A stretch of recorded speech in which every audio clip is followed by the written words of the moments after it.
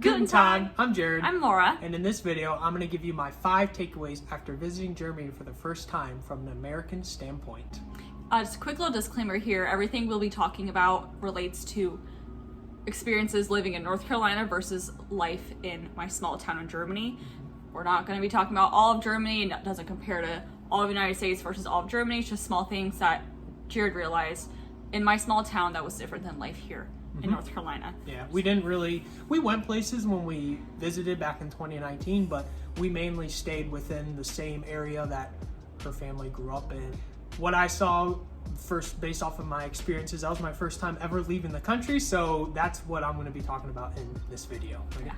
My first takeaway after visiting Germany was how green it was. I know I sound kind of weird saying that, but I have never seen something so green and so open with all the fields and the pastures and everything. I remember as we were flying into Frankfurt, I begged Laura for the window seat, and obviously she constantly said no, but she finally... No, I was nice and gave him the window seat. No, but I did. I was like, can I please have the window seat? I was really excited just to see, well, just see another country, because I've never seen anything outside the United States, but it was so cool seeing how green, and we flew over the Rhine River as we landed in Frankfurt, and I was just amazed on how open and green everything was. It didn't seem like things were a lot, like the land was more preserved, and it was either meant for farming or it was just land. Especially here where we live in Charlotte, the area is being built up so quickly because it has to accommodate the large amount of people that are moving for either jobs in Charlotte or just moving in general.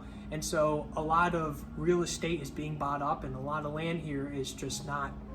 There's no land. Yeah, there's land, but there's not a lot of land. Like when you see, we jokingly drive down the road and we're like, oh, it's an open plot, that'll be a neighborhood soon. And it's true. And sure enough, within a month, there's preparing for a neighborhood, sign. Construction. So it's more so just seeing how land is preserved and used basically for its natural beauty. It's so cool to see land like that. And the yellow sunflower, or the yellow fields. Yellow fields too. It's beautiful. What's that oil? Isn't it the oil? Rapeseed. Rapeseed. The yellow fields. Those are my favorite. It's beautiful. And like I said, I've never seen anything like that. I've been to the mountains here, and I've seen the ocean, and I've seen different beautiful landscapes here in the United States, but something so vast, it was so cool to see. My second takeaway was how welcoming the people in her hometown were. I know we said in the beginning, this doesn't refer to all of Germany, this is just her hometown in her small little town. There's less than 5,000 people living there. Everyone knows one another, everyone says hello, guten Tag, und so weiter. But it was so cool just being able to, talk to people and really get to know people that I've never met in my life. And they really helped me learn the language even more because I could make the attempt, and they really appreciated me making the attempt to speak German. Ein schwieriges Wort zu lernen in meine erste Jahr. Ja. Wie heißt das auf Englisch? Squirrel. Ja, genau. Also, das ist für uns ein schwieriges Wort. Ja. Das ist ein gutes Wort für neue Deutsche lernen. Ja. My German has improved since we visited back in 2019, but I felt like even then I was pretty decent. I felt like I was at least I'd say a B1 level.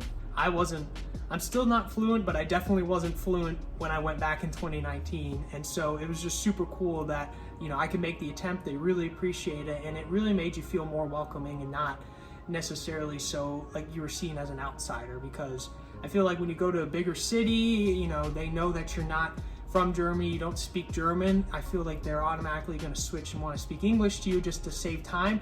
And not that I remember we went to the store and someone heard us speaking English and then said, hello, how are you? Yeah, they want to speak And they want to speak English, which we're like, oh, that's super cool. I feel like from my standpoint, I'm visiting your country, I should speak your language. But I really felt like I learned more in the 2 weeks just being there and just constantly speaking it and listening to it. And I felt like everyone was just so helpful with trying to learn the language and help you learn the language. It made me feel really welcomed. My third takeaway is the proximity of everything in her hometown. We walked everywhere and we could get everything we needed within a half-mile walk. I remember every morning we woke up around 7:30, the sun was shining, the birds were chirping, it was beautiful. And we walked, we went to the Metzgerei, we got our Kartoffelwurst, Fleischsalat. Met. Oh yeah, natürlich. Met. And then we walked over to the bakery, got our Brötchen, and then walked back to her house and had a fantastic breakfast. And it was just so crazy because I was like, that was 25 minutes maybe. Done. And we still got in a good, good exercise, good morning walk, and we had breakfast. And it was just so cool being able to walk everywhere and realize the proximity of everything, because compared to the United States, yeah, granted, we live in a busier part of North Carolina. We live right outside Charlotte, so there's going to be grocery stores, malls, everywhere. So we could drive 5 minutes and we can get somewhere where we need to be, but that's, like I said, that requires a car.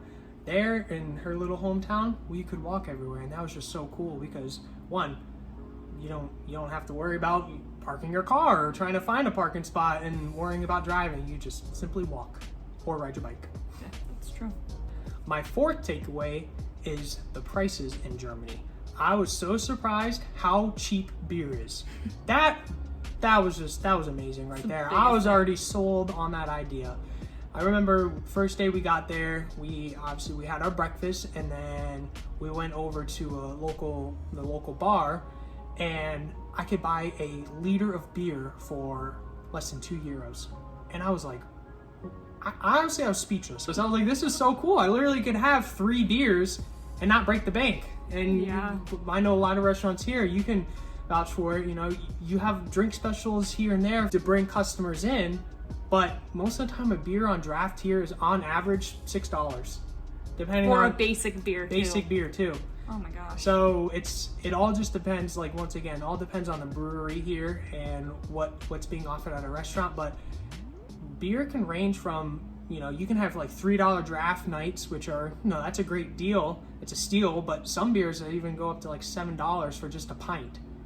And that's just crazy expensive. But for an entire liter of beer being less than €2, I was blown away by that. I was also blown away by how expensive gas is. I know the US uses gallons when talking about gasoline, and Germany uses liters, so obviously I had to do some conversion, but it was almost like $6 a gallon for gas. Crazy. I was blown away. I could not believe how expensive that was. Well, then it makes sense to me because public transportation is fantastic. You can hop on a train anywhere in Germany, and you can be in northern Germany, southern Germany, you could be in another country. Gas was super expensive, which I understand why Germans don't have big cars. They have more smaller practical cars that can get you around little towns and little cities, and you're not having to break the bank to fill up your gas tank. And also food. I felt like food was fairly cheap compared to the United States. We went out to eat a couple of times, and it was for 4 of us. There was 4 of us there that went. It was me, Laura, her mom, and her Oma. We could all go out to eat, and I think it was like €20. So cheap. That's super cheap because a meal. For me and you to eat lunch here, it's $20 for everything. It's crazy. We went to lunch today, and with everything combined, it's $25. Which, in our heads, I was like, $25 for a good meal. Yeah, that's not bad, but it's honestly kind of expensive after going to Germany. It's like a ripoff. I'm like, I can just go to the store and buy food, and food, like I said, at the grocery store, I feel like is much cheaper too. My 5th and final takeaway is how active Germans are. I felt like it rained quite a bit when we were there, which was not a big deal. It makes sense with how green everything was, which goes back to point number 1, which is why Germany is so green. And probably they have enough rain where plants and grass don't die like they do here in the US. In Germany, it rains quite a bit, yes, but I feel like when the sunshine is out, you see so many people either just outside, walking, riding your bikes. You see Germans with their walking sticks. I thought they were going skiing when I first went. I was like, it's not snowing, but hey, I'm not here to judge. It was just so cool seeing how active everybody was, because I feel like when it's sunny here, we correlate sunny with hot. And when it's hot, you don't really want to be outside. Unless it's different, like I said, that's a disclaimer, unless it's time of year here in North Carolina. But most of the time from May to September, it's going to be hot. Humid. So it's just that type of thing where, it's all your choice if you want to be outside, but the weather is nice enough in Germany where you can be outside, enjoy it. And I felt like every night,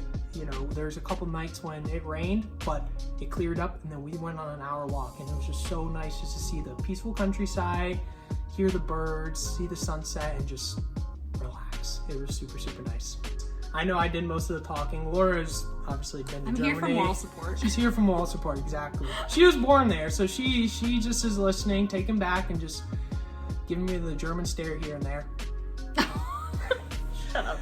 But yeah, let us know if you're an American and you are watching our video. What were your takeaways after visiting Germany for the first time? I'd love to see what other Americans think of Germany, and we're both super excited to go in October. It will be my second time, and I don't even know. It's so many times for Laura, but I'm excited to see if there's any changes since we went in 2019, and we want to really pay attention to the things that we couldn't do back in 2019, and eventually when we have the opportunity to move, it'll be super cool just to really be able to experience and live everyday life in Germany. So we really appreciate you watching. We hope you stay safe, and we'll catch you next time. Macht's gut. Cheers. Hey guys, thank you so much for watching. If you like our videos, please like and subscribe, and we'll see you next time.